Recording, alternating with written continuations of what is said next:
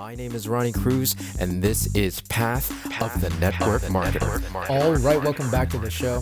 Thanks for tuning in. Today, we're going to talk about the purpose and function of online content. That's right, the purpose and function of online content. Really, really important stuff, especially as you start to leverage online platforms and social media platforms to build out your marketing for your business. And what we're going to talk about today actually will help you vastly improve what you're currently doing. Before we get into all of that, let me remind you, if you're not already part of our Facebook community, come join us on Facebook. It's facebook.com/groups/path of the network marketer. It's just another place to get more content, another place to turn to as a resource as you take your business online. I go live there about 2 to 3 times a week, sometimes more, sometimes less, depending on my schedule.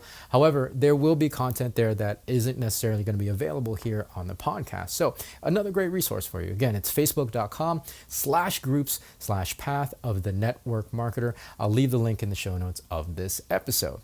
All right, so the purposes and functions of online content. Again, really, really important conversation because if you're not maximizing your content, or at least if you don't have these concepts in your mind as you're creating and then publishing your content, you really could be shooting yourself in the foot with all of this and wasting a lot of time. You can better maximize your efforts if you have these principles, in mind as you're creating and then publishing your content. So I've come up with 3 purposes of online content, and some people might say there's more, some people might say less, but these are the 3 that I've narrowed it down to. Number 1, it's to grow your audience. Number 2, to grow your influence. And number 3, to lead people to the next step. Now, I'm going to focus in on the first 2, grow your audience and grow your influence, because without these first 2, the last one's not going to make any sense. You won't even be able to get to the last one if you're not growing your audience or your influence, right? So we'll focus in on these 2. Now, in order to make these 2 happen, your content, each piece of content that you create and publish has to serve 3 functions. The first function is to make a good first impression. Number 2 is for people to get to know you. And number 3, to provide value. Now, to kind of expand on these one by one. The first impression. It's pretty simple, right? It's pretty simple. And I point this out because, especially here in the West, I don't know, in the East it might be different because, there's stories that algorithms for the internet and for social platforms especially are different in places like China where things are more regulated. But here in the West, right, where people scroll and have 3-second attention spans, you gotta catch their eye, right? You have to make a decent enough first impression at least to stop people from scrolling. And so this really involves creating and developing into that attractive character like Russell Brunson talks about. And I know this takes time, right? Developing your voice takes time. So you're not going to immediately get this right away. However, there are things you can do to maximize this even from the very beginning. If you have a low amount of energy on your videos, for example, if you're kind of drab, and this is not a judgment on you, it's just the how you're delivering your message, right? It's really, really important to pay attention to these, because if you're not delivering your message with any kind of amount of energy or charisma, then people are not going to be drawn to it at all. And in fact, people will feel like it's sucking the energy out of them, and they're definitely going to scroll by, right? And so you want to portray yourself, or at least come across with a little modicum of energy and charisma, so that way you're giving energy as opposed to sucking energy away, right? Like that's one of the biggest things I see happen. And again, it's not so much a judgment of you. It's not not that there's anything wrong with you or how you talk. It's just your delivery. You have to really be mindful of how you're delivering the message that you're trying to deliver, because if it's delivered in a way that people don't want to listen to it, it doesn't matter how great the message is. They're just going to keep scrolling if you're delivering it in a boring, drab, lack of energy way. So really, really be mindful of that. That's one thing that can immediately affect and improve your first impression of the content that you're publishing. Okay. So number two is get to know you. That's pretty simple. Part of that is, again, being more authentically you, and of course with a little bit more energy and charisma.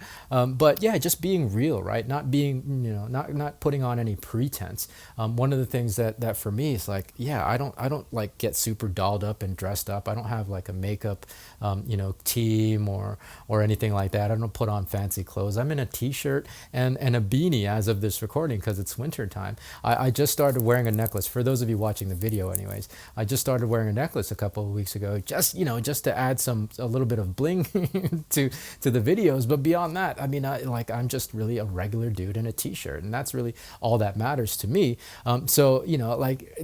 Just being that authentic me, though, it allows people to get to know me better. And I think the more authentic you are, the more people will be drawn to you, right? Like you'll definitely, people are attracted to real and authentic as opposed to, facades, right? People can smell a facade a mile away. And so, there's no need, while you're working on, improving your energy and your charisma, there's really, be careful that you're not pretending to be something that you're not.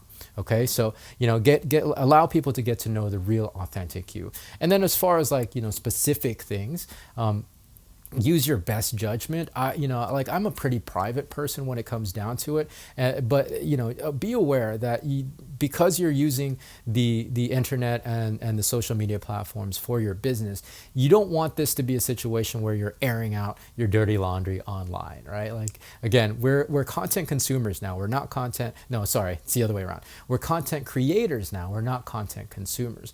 How people have typically used social media, especially in the past, has to change, right? And I know, I've seen people just talk about the craziest, very, very personal things online because they're not building, an audience. They're not building a business online. That's okay for them. But for us as business builders, for us as content creators, you don't want to air out dirty laundry and really, really personal business.